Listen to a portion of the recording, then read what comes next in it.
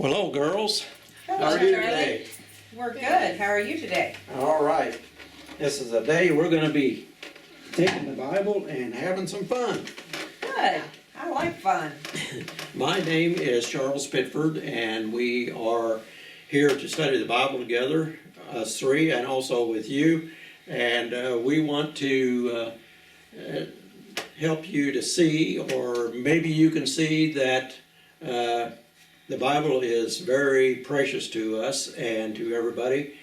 And we're going to be studying about what's going on in the world and who will survive, and is there a prophecy in the Bible that explains to us what's going to happen.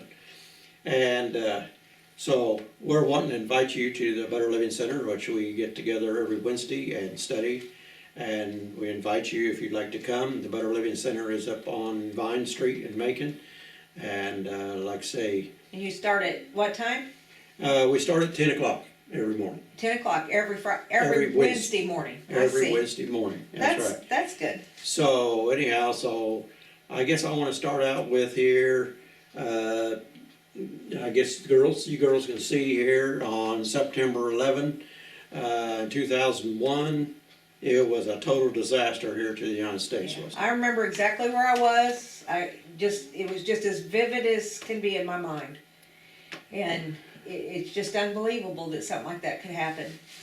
I don't know what I did officially or not, but this is Janice, and this here is Justina, and I'm Charles. So, yes, I remember exactly where I was. I was coming back from Kansas. I was out in the middle of nowhere in Kansas on 63, and I thought, radio must be messed up or something, that surely didn't happen. No, how could that happen in the United States of America? Yeah, I mean, it's just unbelievable. Where was you at, Justina? I was at home, and I was just cleaning, and Mom called and said, turn on your television. Oh, boy. It's just devastating, and especially it sunk in when the president said, we're at war. I think that's what really sunk into me, that. And not having all of our family with us, and so. Just can't imagine what they went through. So then, I think the whole world started right at that time wondering where are we at in history and what's going on. I know a lot of people went back to church, because they was thinking maybe that end of time was here. And anyhow, they had it was quite a time. And here we see the Twin Towers, quite a symbol in the United States, and who'd ever imagined they was going to be torn down. And when that first airplane struck the first tower, everybody was just devastated. And you thought it was the first one. We just thought it was an accident. Yeah, maybe the pilot or something got sick, but when it struck the second one, and this first one, and then the second one, and then when they collapsed.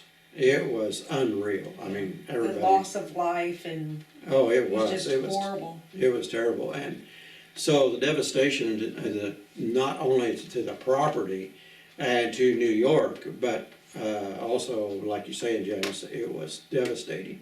And the fireman was in there working, and people died, and it was just, we couldn't hardly imagine anything like that happening. And so. I really consider the firemen there, they was brave men, and they had a lot of volunteers too, that I understand. And since then, the tragedy that's gone in their lives with the post-traumatic stress, people they couldn't help, they wanted to help more and they couldn't. Yeah. It's going on. I mean, that even though that happened in 2001, it's still affecting people today. Oh, yes, I agree with that. Still affecting the people. It's still the tragedy. And, but you're exactly right. It says here, almost 3,000 people that lost their lives. And the question is, why did this happen? Yeah. I mean, what? Why did God let that happen? Yeah. And a lot of times we wonder, is God the one that's causing all this problems? I mean, a lot of people think it is, Yeah. it's God, allowing all this.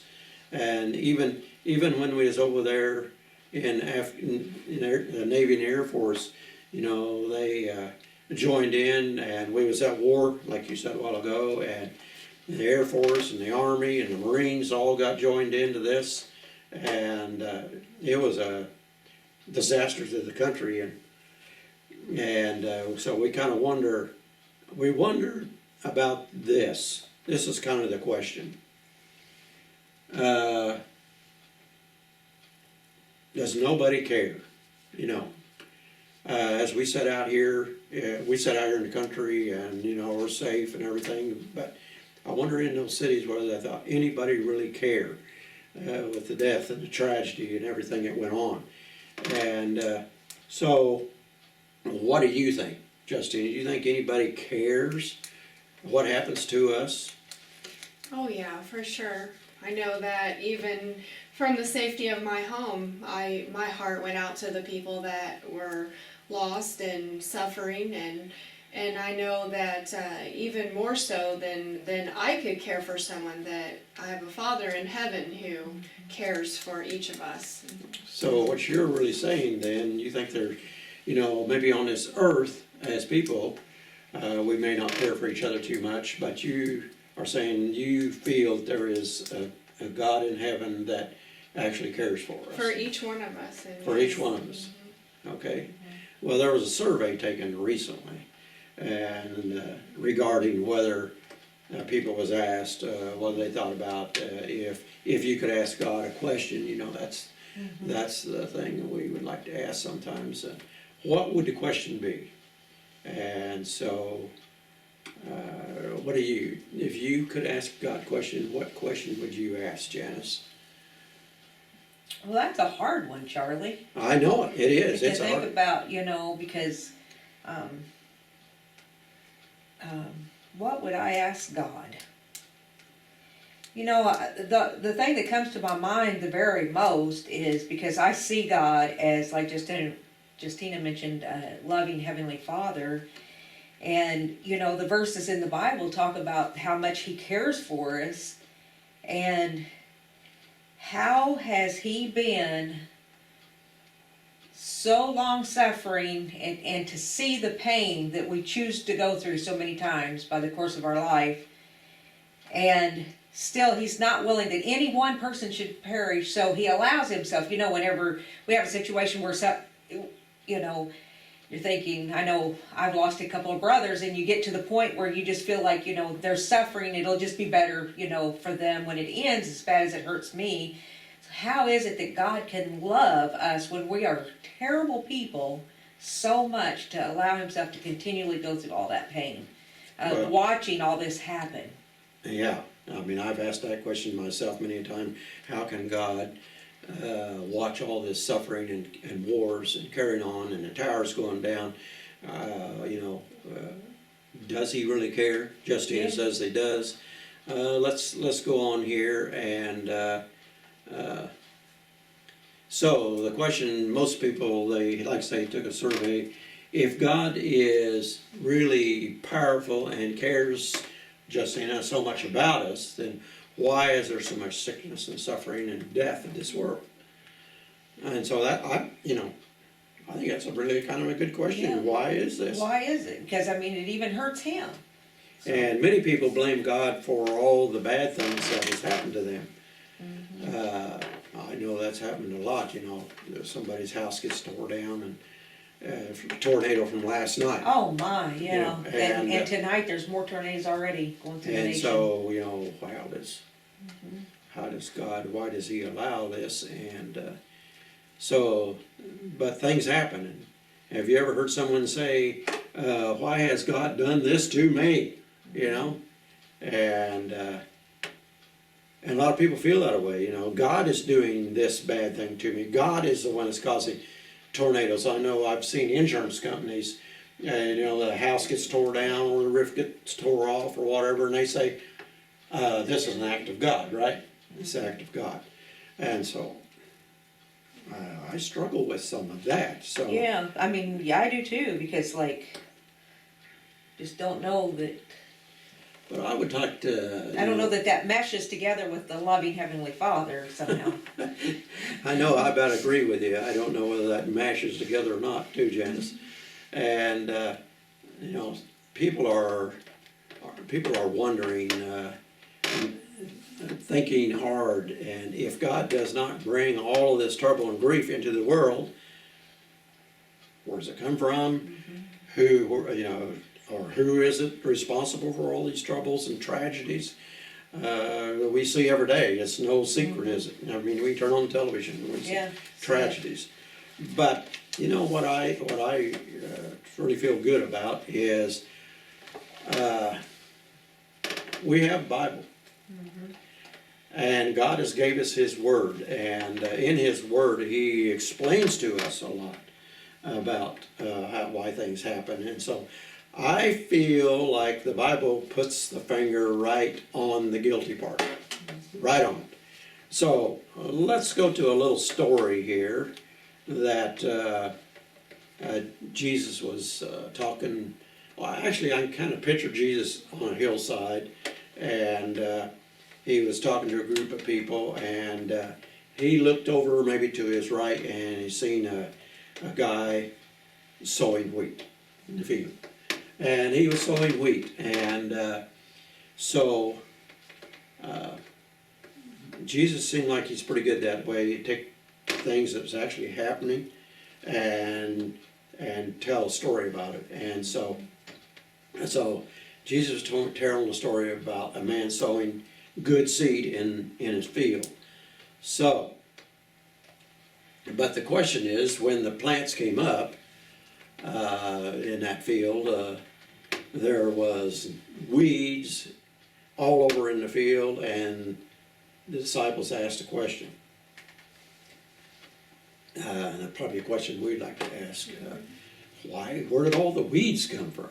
You know, and so I thought it was pretty good that we have a God that can answer these questions we have in life.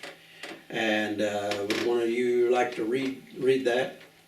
As farmers planting good seed, and where did the weeds come from? So let's see what it says here. Can you read that, Justina? Lord, if the farmer planted good seed, where did the weeds come from? That's a good question.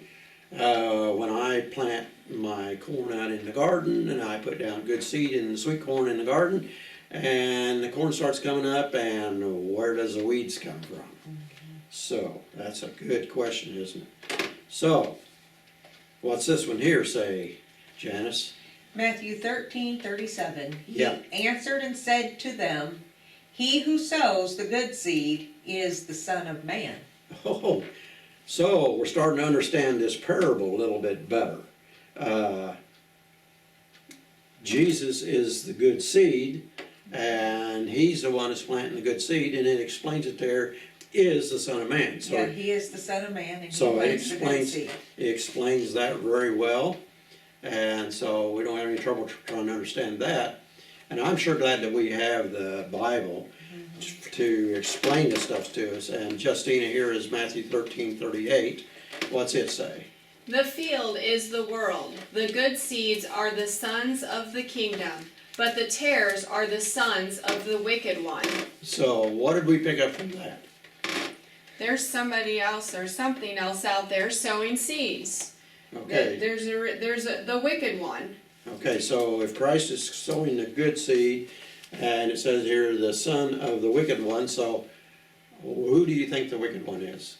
Justin? Well, the wicked one would be Satan, Lucifer. Okay, so yeah, we have different names for him, don't we? Satan, the devil. Lucifer, the devil. Yeah. So sounds like to me the devil is sowing the bad seed. Yeah. Okay. All right. So, what's the end of that one there, Janice? The enemy who sowed them is the devil. That makes it really clear, doesn't it?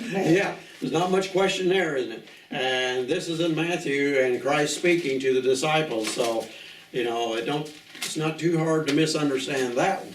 No, The Charlie, enemy. I'm really glad that you're doing this parable, just this morning I was listening to a doctor and he was saying if we want to help regenerate our brains, Yeah, that there's nothing better than reading the Bible in the stories and understanding them. That gets your brain active. So I'm really thrilled that you're using this story. yeah, it to me, it really helps me to understand. So now I know that God sows good seed Yeah. and the devil sows bad seed. So. And it's now- so simple. I mean, it's just right here. Just So, black and white.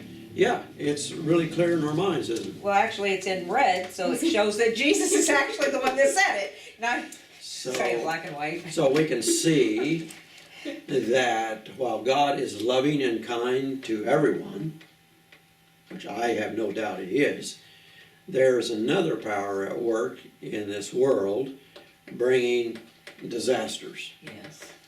So He's targeting people. It causes death, sickness, and it all happens in this world. And I think part of that is try to discredit God. I do too. Yeah, to discredit God. Because it just, I mean, the devil hates the Son of Man. He hates Jesus. And they were, it's just really sad.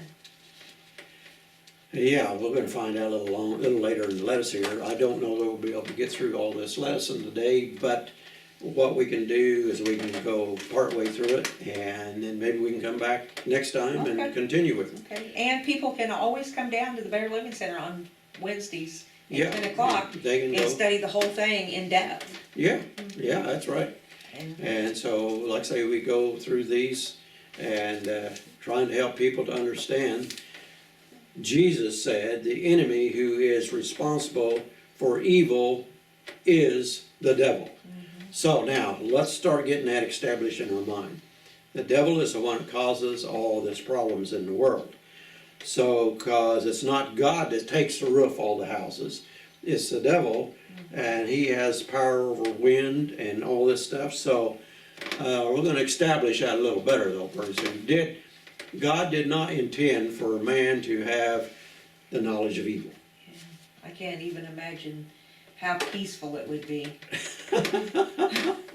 That's for I sure. mean, you have to worry about people breaking in and stealing something, or, I mean, these drive-by shooters that we hear about just locally. I mean, not too, 3 hours from here even, and I can't imagine, wouldn't that be peaceful? Even inside our own homes, sure. That's right, even inside of our own homes. Yeah. So God didn't intend for us to know evil, but something happened. And we see here that this is Eve. God created Adam and Eve in the garden, and they had that completely perfect peace in there. And they could even relate with God. And Jesus, would come in the evening and visit with them. But sorry to say, if we understand this, that Adam became the prince of this world when God created him. And so God told Eve here not to eat of the tree of good and evil, unless she would die, or both of them would. Now, that sounds pretty harsh, really. Yeah. It does kind of sound harsh, like God's harsh. If you do anything wrong, Justine, you're going down. But that's not really how it was. Oh, okay. So, explain to me what you think it really was. Well, it was more so that it's not that he gave us a bunch of ways to die and said, if you do something wrong, you're going to die. He gave us everything that was exactly what we needed, and he gave us one thing to establish our love and commitment for him as our God. And one thing only that we could fall with. So, That's a good thought. it is, and I want to ask you another question. That's a good thought. Why do you think God put a tree of good and evil in the garden? Well, I mean, Lucifer was loose from heaven. He had been kicked out of heaven. Okay. And so he had this earth to come into. And if God didn't establish a test of loyalty, of love, of commitment, then he couldn't secure his kingdom. Okay. They'd be like, they wouldn't have any choice then. And, I think that is, Oh, you think choice is good, Jen? yeah, I think choice is real good. I don't like it when people don't give me a choice, Okay. And I Okay. think that it's, that thought just came to me a few years ago, and I hadn't really ever, contemplated it before, that without choice, are we any more than just a bunch of robots? Yeah, okay, know? I'll go along with that. God could have made Adam and Eve and forgot the tree there in the garden, tree of good and evil, and he could have forgot it and said, okay, now you guys just follow me, do what I say, otherwise you're gonna get zapped out. But, like she said, through appreciation of what God allows us, freedom. Freedom. And it even shows me more of God's love, that with that, it wasn't just a tree, it was a tree of knowledge and good and evil. So with that tree, he could have just said, and he did say, you eat this and you'll die. And that is true, that did happen. But it's not like as soon as Eve touched it, she just fell dead. And so she was able to learn from her mistake, and she was able to be saved. Can we still do that today, learn from our mistakes? Absolutely. I just heard this week that, you think about the angel that come with the flaming sword that stood at the gate so they couldn't go back in. Yeah. And this pastor was giving an explanation about that, and I'd never heard it before. And it was so that they wouldn't always go back there and remember what they had lost. We can redeem our time to a certain extent, but we shouldn't sit in regret when we make a mistake, because like you said, God is so loving. It's not that we go out and purposely sin. For him to be so powerful and to give us the opportunity over and over to... That's what we would call mercy. Yeah. Well, let's go on here, and so Satan has caused man to be to fall because the Adam and Eve ate the tree of of good and evil, and so what they actually done there, they actually, instead of believing God that they would die and life would not be so great for them, he says God didn't know what he's talking about, so he caused them to follow him and believe his lie. And so let's go on here. And So they was kind of fighting, like you see kids fighting over, it's my friend, no, it's your friend, and they try to get, or like the dog. David and I have kind of a little thing going on about who the dog loves. So that's kind of the same thing, and she even showed she's more loyal to you than me. that's right. So it's kind of the same as what Satan was trying to. So Satan, he is trying to make God a liar, like he wants people to think that he's unmerciful and that he's going to zap you out if you do something wrong, and he doesn't really love you. And I think, in the world today, I kind of have this feeling is that sometimes our earthly fathers, our own father, we look at this sometimes, and some of us have great fathers that are really good, and we really love our father, but then some of us have cruel fathers, and they are just mean, and some neglect their kids, and some are absolutely all for their kids, and some are so strict and demanding, and some are generous and kind. And so I kind of wonder if, whatever we grew up with maybe could be the idea of what we think about God is. Well, as you was talking, I was just wondering about that, because I know a little bit about your history. Yeah.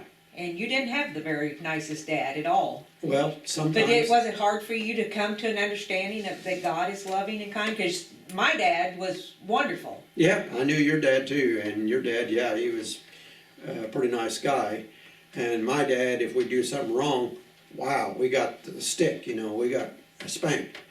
And so I thought that was absolutely awful when I was a kid, Yeah. It was just absolutely awful. But it was more than just getting spanked. You were how old when you was out on the tractor? Oh, I was 10. 10, and And so he was kind of unreasonable Yeah. of his expectations. So was that hard for you to? So what you're saying then, I could maybe sit here and say, that is unreasonable, why was my dad that way, you know? But at the same time, after I've got older and I've looked at it and I thought, my dad was trying to help me to see that I needed to follow his rules and pay attention to what he's telling me to do, maybe.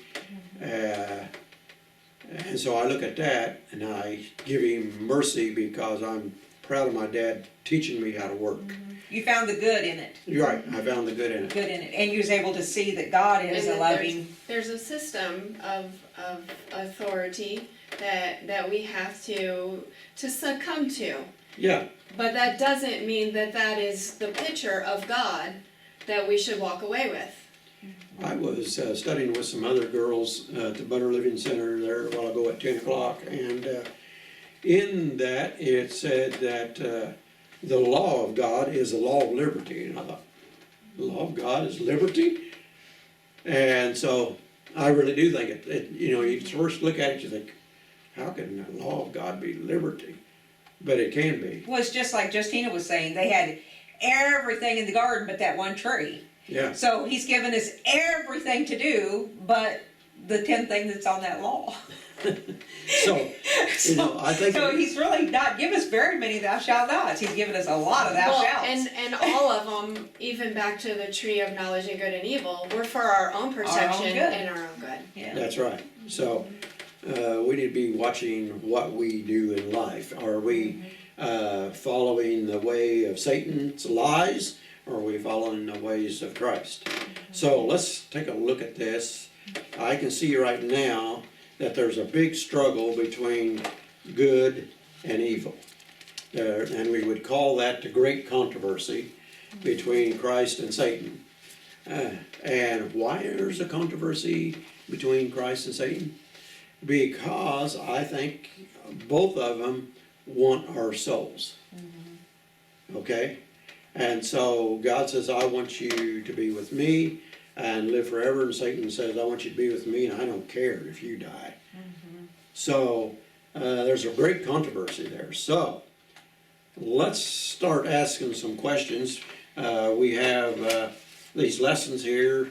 These are lessons called hope. So we all like to have some hope in life. Yeah, and everybody that comes down to the Better Living Center gets a free Yes. set of these lessons. Yes, and they get the lessons called hope. And so, like I say, today is a great lesson. And so, as we look at these lessons, we go through them 1, 2, 3, 4, 5, 6, 7, 8, 9, 10. So, anyhow, we're going to start out with number 1. This is kind of just an introductory to this lesson. And so, let's see if we can find the answer to this. The question is in this. Where did Satan come from? So, that's a good question, isn't it? Where did he come from? In Ezekiel 28, 14 and 15. Let's see if do you have it there? Yeah. Okay. Thou art the anointed cherub that covereth, and I have set thee so. Thou wast upon the holy mountain of God. Thou hast walked up and down in the midst of the stones of fire. Thou wast perfect in thy ways from the day that thou wast created, till iniquity was found in thee. So, okay. So he was right up there with God and Jesus. Sounds like he was anointed cherub, it says, and that covered. And so he was up there with God, and he walked on the stone of fire. So what do you think that is? I don't know. I was thinking about the covereth part, that was his job title. And walking on the stone of fire, Charlie, I'm really not sure exactly what that means in the text. Well, the way I understand it, which we will be studying later, is the holy city of God, the streets are made of gold. Uh-huh. And so, if the streets are gold, so I would say they almost look like fire, wouldn't they? Oh, yeah. Yeah. Mm-hmm. Well, thou was perfect in thy ways from the day that thou was created. So, Was he created a devil? Was he, Janice? No, he was the angel, I mean, he was the highest angel, it says. The highest angel in heaven. And that just, it just baffles me that how in the world could he walk with God and what caused this? Yeah, I know, but you know what, girls? We are running out of time. And so I think we're gonna have to close this one down and then have another one later.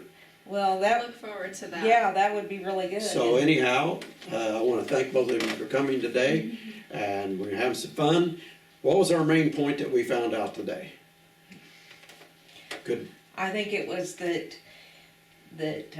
we shouldn't blame God for the bad things that happen in our life, because Okay.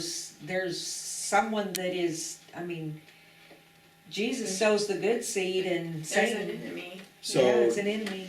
and we have a choice. We have a choice. Yeah. So anyhow, we are, like I say, very glad both of you came today, and we're gonna have to end here and take a break. And we just hope that all of you that are watching enjoyed our program today, and we wanna say goodbye and see you next time.